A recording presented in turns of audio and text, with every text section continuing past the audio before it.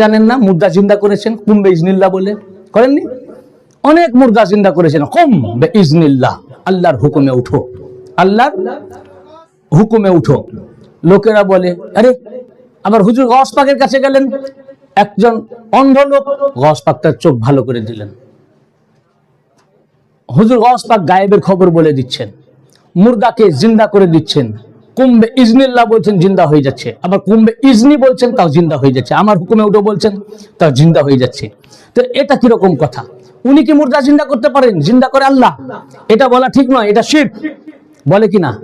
আজ জবাব শিখেলেন। আল্লাহ পাকের এমন এমন খাস বান্দা আছেন যাদেরকে আল্লাহ পাকে ক্ষমতা এই পাওয়ার দিয়েছেন, যিনি মুর্দা জিন্দা করেন।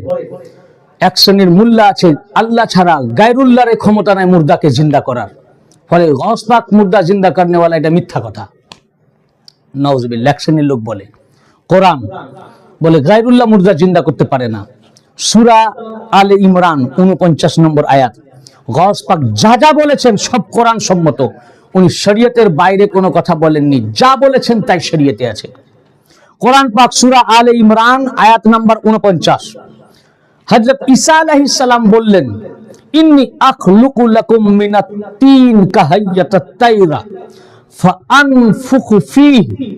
বললেন ঈসা আলাইহিস সালাম বললেন, ইন্নী আখলুকু, যখন আমি সৃষ্টি করতাম, মিনাত ইন্নী আখলুকু লাকুম মিনাত তিন কাহাইয়াতাত তাইর, মাটি থেকে মাটির পাখি বানাতাম।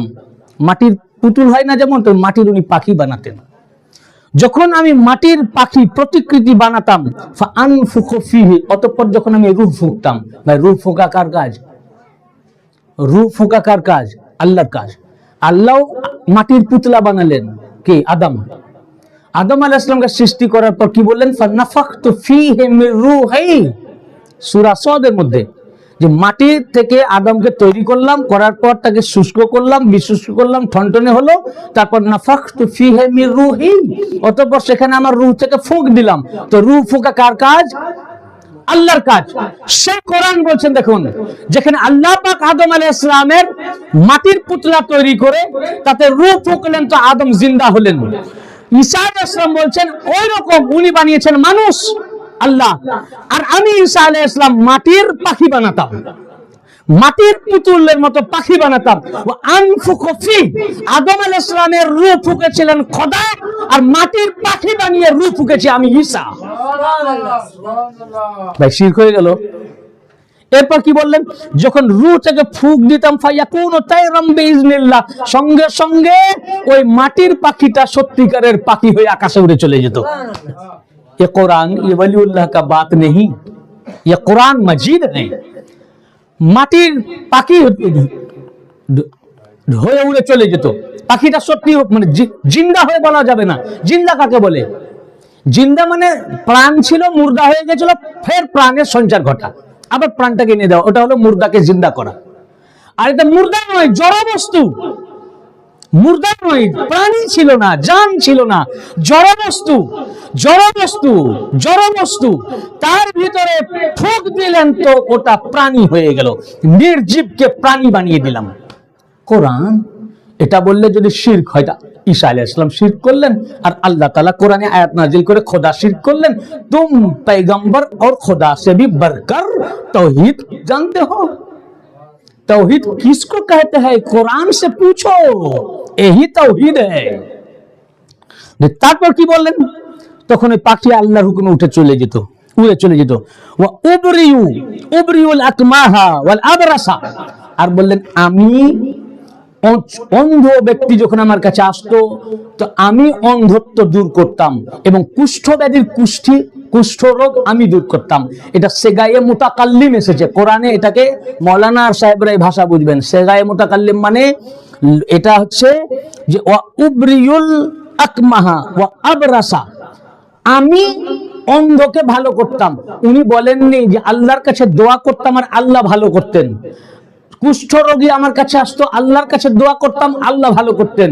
সেগায়ে মুতাকাল্লিমে বলেছেন অন্ধ লোক আমার কাছে আসতো তো আমি অন্ধ লোকের দৃষ্টি দিতাম, আর কুষ্ঠ রোগী আসতো তো আমি তার রোগ নিরাময় আমি করতাম।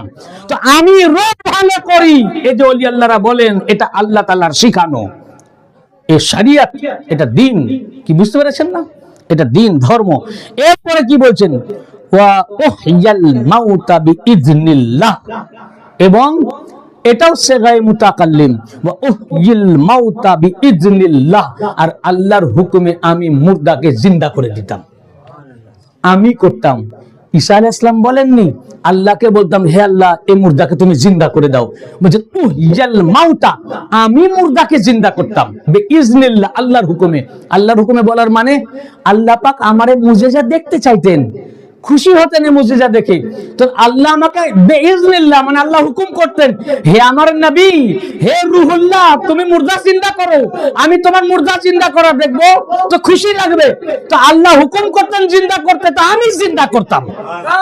তো मैं जिंदा करने वाला, ये कहना शरीयत है, ये दीन, ये धर्म, এটা কোরআন। গস পাক যে বলেছেন আমি জিন্দা করনে ওয়ালা, এটা কোরআন থেকে সাব্যস্ত, এটা কোরআন থেকে সাব্যস্ত। কি বুঝতে পারছেন? বুঝতে পারছেন না? প্রশ্ন আছে? কোরআন থেকে সাব্যস্ত। এবং শুধু তাই নয় যে গায়েবের খবর আল্লাহ ছাড়া কেউ জানে না, কোরআন বলছেন ওয়া উনাব্বিউকুম বিমা তাকুলুনা ওয়া মা তাদখিরুন ফি বুয়ুতিকুম, বললেন যে তোমরা কি খেয়ে আমার কাছে এসেছো এবং ঘরে কি খাবার রেখে এসেছো, এই গায়েবের খবরও আমি জানি। আপনি এই মজলিসে কি খেয়ে এসেছেন বাড়ি থেকে এবং বাড়িতে কি সঞ্চয় করে রেখেছেন, বলছেন এই গায়েবের খবরও আমি জানি, তোমার ভাড়ারে কি আছে সব আমার জানা। তাহলে কোরআন, আল্লাহ পাক আয়াত নাজিল করলেন যে পয়গম্বর বা আল্লাহর খাস বান্দাদেরকে আল্লাহ পাক এমন ক্ষমতা দিয়েছেন যে গায়েবের খবর বলতে পারেন, ঘরে কি আপনার সঞ্চয় করা আছে তা উনি বলতে পারবেন। এরপরে আল্লাহ পাক বলেছেন ইন্না ফি যালিকা লিআয়াতাল লাকুম ইন কুনতুম মুমিনিন, বললেন ইন্না ফি যালিকা, এতে নিঃসন্দেহে, এতে লিআয়াতাল লাকুম, তোমাদের জন্য নিদর্শন রয়েছে, ইন কুনতুম মুমিনিন, যদি মুমিন হও। অর্থাৎ যদি মুমিন হও তো তোমরা এগুলো মানতে পারবে, আর মুমিন না হলে মানতে পারবে না। অর্থাৎ যারা মুমিন হবে তারাই মানতে পারবে জিন্দাকে, ইনারা মুর্দাকে জিন্দা করনে ওয়ালা। যারা মুমিন হবে তারাই মানতে পারবে যে পাখি তৈরি করে যে কোনো জড়বস্তুর মধ্যে প্রাণের সঞ্চার ঘটাতে পারেন। যে মুমিন হবে, এই কোরআনের আয়াত, তারাই এই আকীদা রাখতে পারবে যে গায়েবের খবর ইনারা জানেন, ঘরে কি রাখা আছে, কি খেয়ে এসেছে। যারা মুমিন হবে তারাই এই ঈমান রাখতে পারবে যে ইনি মুর্দা জিন্দা করনে ওয়ালা, বিমারিকে শিফা দান করনে ওয়ালা। এই জন্য গস পাক বলেছেন না যে তোমরা আমার কাছে সাহায্য চাও, আমার কাছে সাহায্য চাও। হুজুর গস পাক বলেছেন নুজহাতুল খাতিরুল ফাতির মানাকিব শেখ আব্দুল কাদের মোল্লা আলী কারি রাহমাতুল্লাহ আলাইহি, মিশকাত শরীফের সারাদিনে লিখেছেন, মুহাদ্দিসে আযীম, সেই যুগের আযীম মুহাদ্দিস, তিনি তার নুজহাতুল খাতিরুল ফাতির মানাকিব শেখ আব্দুল কাদের এই কিতাবের মধ্যে লিখেছেন, হুজুর গস পাক বলেছেন মান ইস্তাগাসা বি ফি কুরবাতিন কাশাফতু আনহু, কেউ যদি দুঃখে মুসিবতে আমার কাছে সাহায্য চায় তো তার দুঃখ দূর হয়ে যায়। এবং ওয়া মান নাদানি বিইসমি ফি শিদ্দাতিন ফাওয়াজাত আনহু, এবং কোন মুসিবতে যদি কেউ আমার নাম নিয়ে কেউ ডাকে ইয়া শেখ আব্দুল কাদের জিলানী, তো মুসিবত দূর হয়ে যায়। এবং হুজুর গস পাক বলেছেন মান তাওয়াসসাল বি ইলাল্লাহ আযজা ওয়া জাল্লা, যে আমাকে আল্লাহর দিকে ওসিলা করবে, ফি হাজাতিন, নিজের হাজাতের জন্য, ফাকাদিয়াত লাহু, নিজের হাজাতের জন্য যদি কেউ আমার ওসিলা দিয়ে আল্লাহর কাছে চায় তো আল্লাহ তার হাজাতকে পুরা করে দেন, গস পাক বলেছেন। আচ্ছা ভাই, এটা তো সূরা ইমরানে আল্লাহ পাক বললেন, এই ঈসা আলাইহিস সালাম বললেন যে আমি জিন্দা করি, আমি জিন্দা করি, তারপরে আমি পাখিকে প্রাণের সঞ্চার ঘটাই, আমি রোগ নিরাময় করি, ঈসা আলাইহিস সালাম বললেন, কোরআনে সার্টিফাই করলেন। আবার আরেক আয়াতে বা কোরআনে আল্লাহ পাক বলছেন, কোরআন পাকে সূরা মায়েদা 110 নম্বর আয়াত, কত নম্বর? 110, সূরা আল মায়েদা 110 নম্বর আয়াত।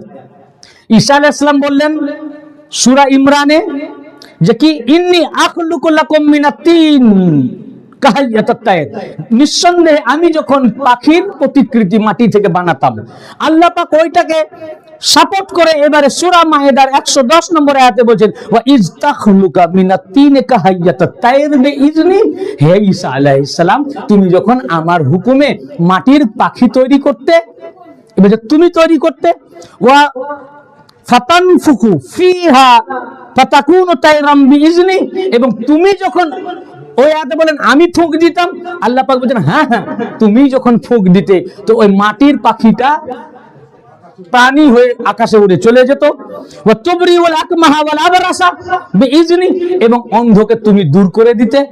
এবং উনি বলেন আমি মুর্দাকে জিন্দা করতাম, আল্লাহ পাক ওটাকে সাপোর্ট করে বলছেন হ্যাঁ ওয়া ইজ তুখরিজাল মাউতা বিইজনি, হ্যাঁ তুমি শুধু মুর্দা জিন্দা নয় যে এখনই মারা গেছে জিন্দা করেছো, না মরে গেছে, জানাজা হয়ে গেছে, দাফন হয়ে গেছে, কবরের চিহ্ন নাই, যখন তুমি ওই কবর থেকে মুর্দাকে দাঁড় করিয়ে দিতে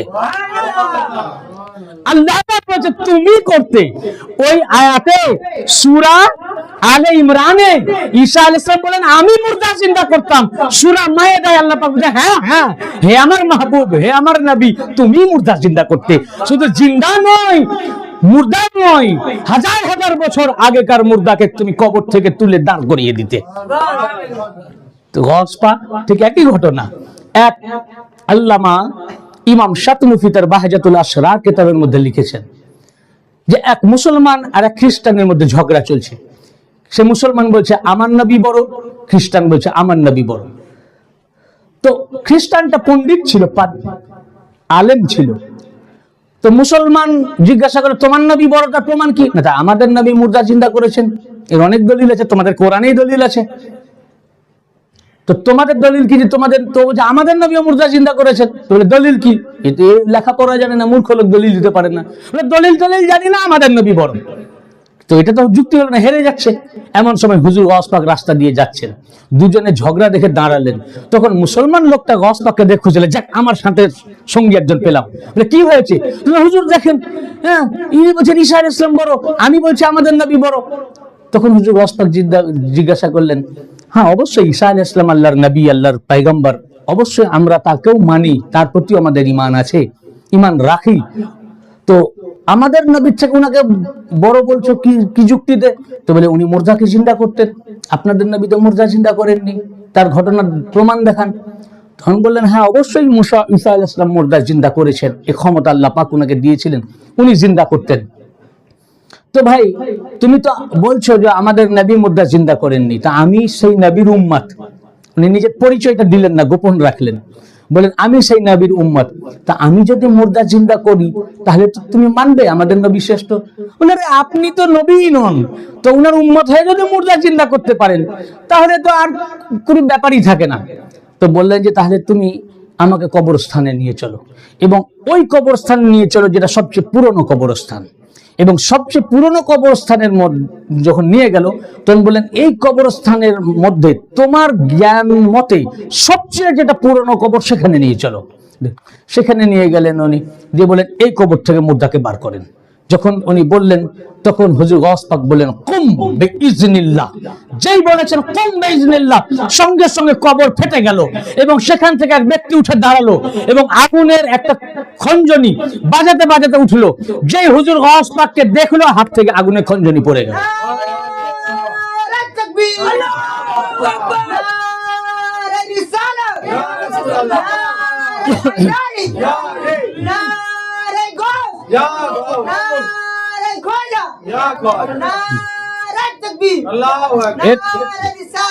এরপর হুজুর গস পাক তাকে কালেমা পড়ালেন, মুসলমান করলেন। এরপর বললেন তোমাকে তোমার দুনিয়ার তোমার জন্য এখন নয়, তোমাকে কোনো কারণে উঠানো হয়েছে, তুমি ফের নিজের জায়গায় চলে যাও। মুসলমান করে আবার কবরে ভরে দিলেন। ওই ঘটনা ওই ঈসাই সঙ্গে সঙ্গে কালেমা পড়ে মুসলমান হয়ে গেলেন। মুসলমান হওয়ার পর তিনি এলাকায় গেলেন, এ পুরো ঘটনা শোনালেন। শোনার পর ওই এলাকার সমস্ত ঈসাই কালেমা পড়ে মুসলমান হয়ে গেলেন। বুঝেছেন না? তো গস পাক বলেছেন কুম বিইজনিল্লাহ, আমার হুকুমে উঠো, আল্লাহর হুকুমে উঠো। অনেক জায়গায় বলেছেন কুম বিইজনি, আমার হুকুমে উঠো। তো এই যে আমার হুকুমে উঠো, এই যে মুর্দা উনি জিন্দা করতেন, এটা কোরআন পাক থেকে সাবিত। আল্লাহ পাক বলেছেন হ্যাঁ আমার এমন খাস বান্দা আছেন যারা মুর্দা জিন্দা করতেন। তো কোরআন থেকে সাব্যস্ত ঈসা আলাইহিস সালাম আল্লাহ নন, গায়রুল্লাহ। তো গায়রুল্লাহ মুর্দা জিন্দা করেছেন, তো গাউস পাকও মুর্দা জিন্দা করেছেন।